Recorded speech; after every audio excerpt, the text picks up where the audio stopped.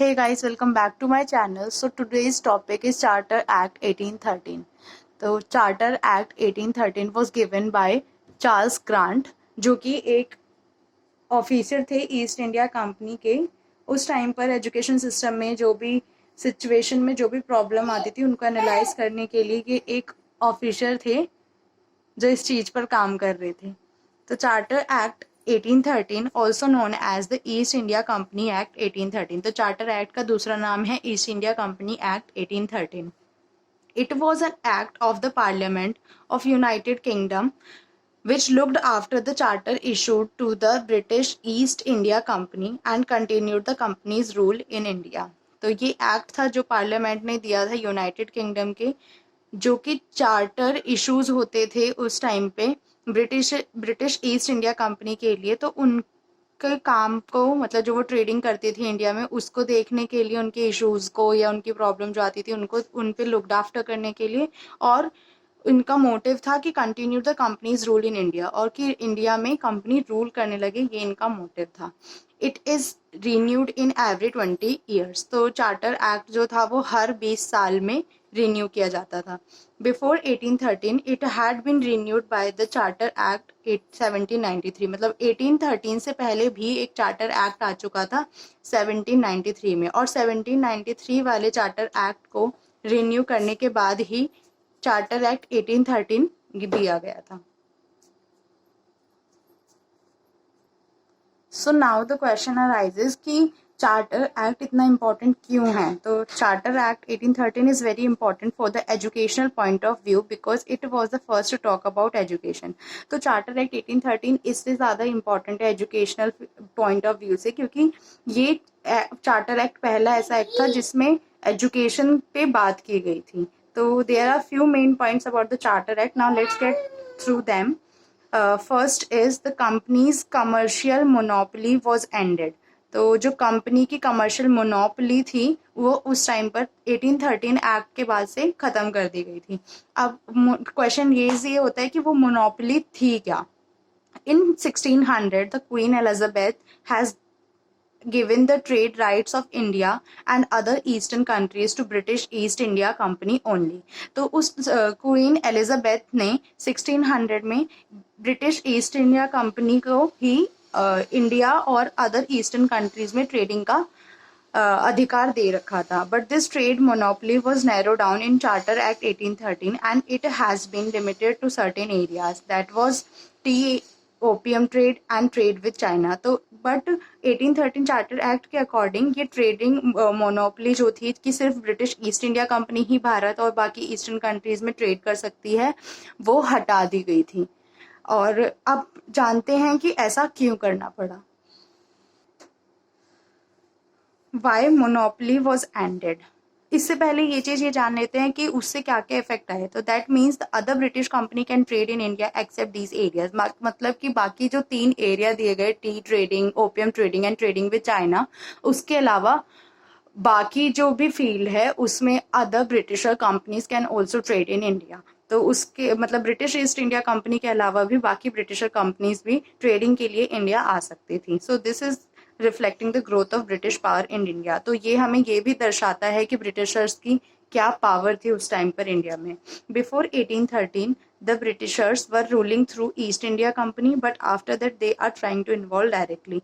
इसका एक और मोटिव था कि पहले ब्रिटिश ईस्ट इंडिया जो थे वो ब्रिटिशर्स जो थे वो सिर्फ ईस्ट इंडिया कंपनी के थ्रू इंडिया पे रूल करना चाहते थे, बट अब वो चाहते थे कि सिर्फ इसके थ्रू क्या, हम ओवरऑल ही इंडिया पे रूल क्यों ना करें।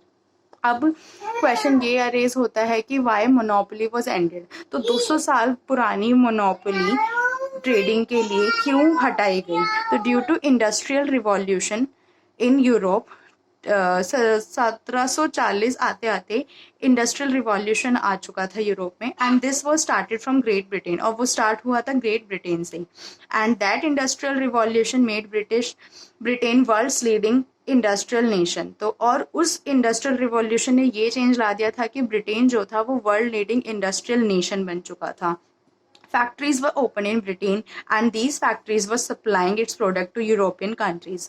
और जब वो industrial nation leading industrial nation बन चुका था, तो उसका मतलब यही था कि वो मतलब ट्रेडिंग में बहुत अच्छा नाम कमा रहा था, हर जगह फैक्ट्रीज खोली जा रही थी और उसका एक्सपोर्ट इम्पोर्ट बहुत अच्छा खासा चल रहा था, और वो बाकी यूरोपियन कंट्रीज में भी उसके प्रोडक्ट्स सेल कर रहा था.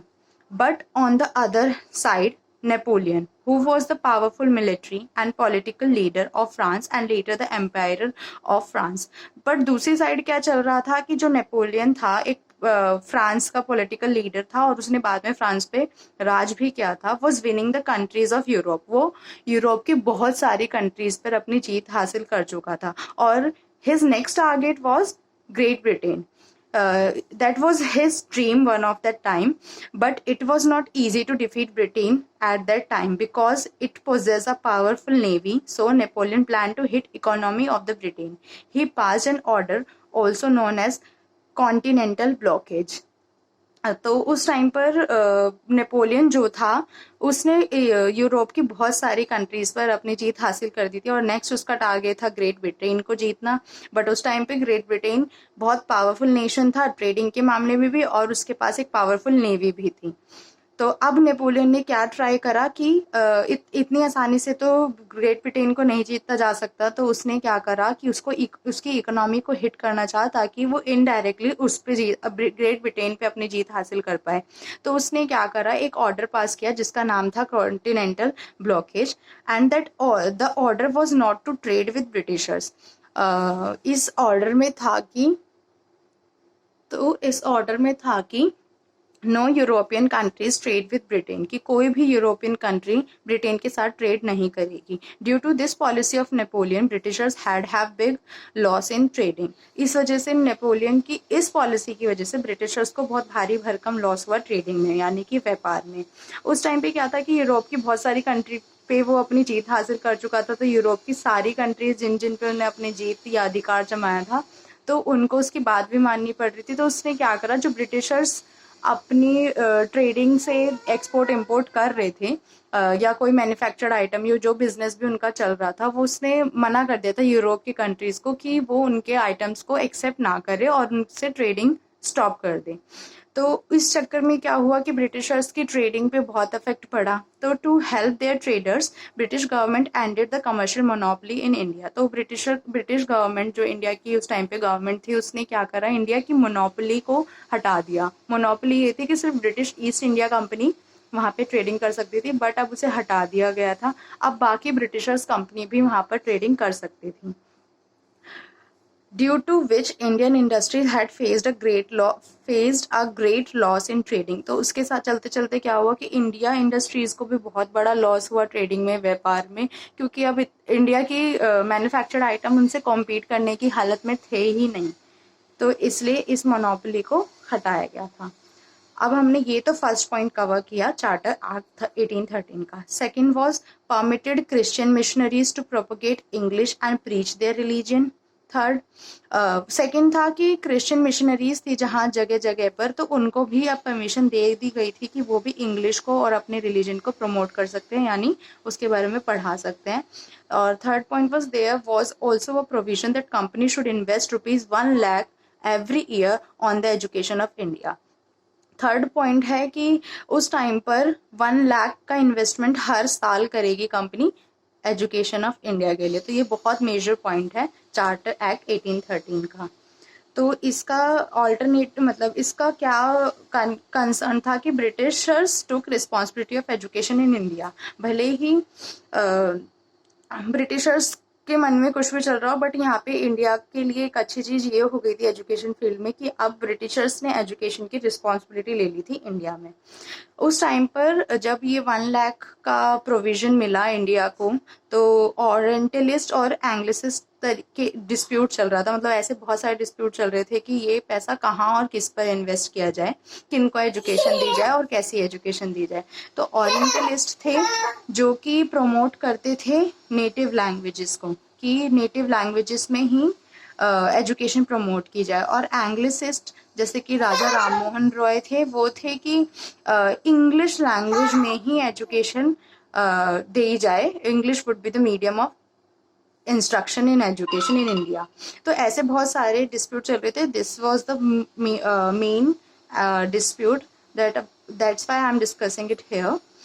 Last point was the power of provincial government and courts in India over European British subject was also strengthened by this act. तो उन्हें भी स्ट्रेंथ मिली थी इस एक्ट से। तो फाइनली इस टॉपिक के एंड पे हम आ गए। तो इससे ये ये इसलिए एजुकेशन फील्ड में इम्पॉर्टेंट है क्योंकि इसने कहीं ना कहीं एनकरेज किया एजुकेशनल इंस्टीट्यूशंस को ओपन होने के लिए इंडिया में, और ब्रिटिशर्स ने फिर इसके बाद रिस्पॉन्सिबिलिटी ले ही ली थी एजुकेशन की इंडिया में। तो that was all for this video. Thanks for watching, and if you like the video please hit like button and subscribe my channel. Thank you.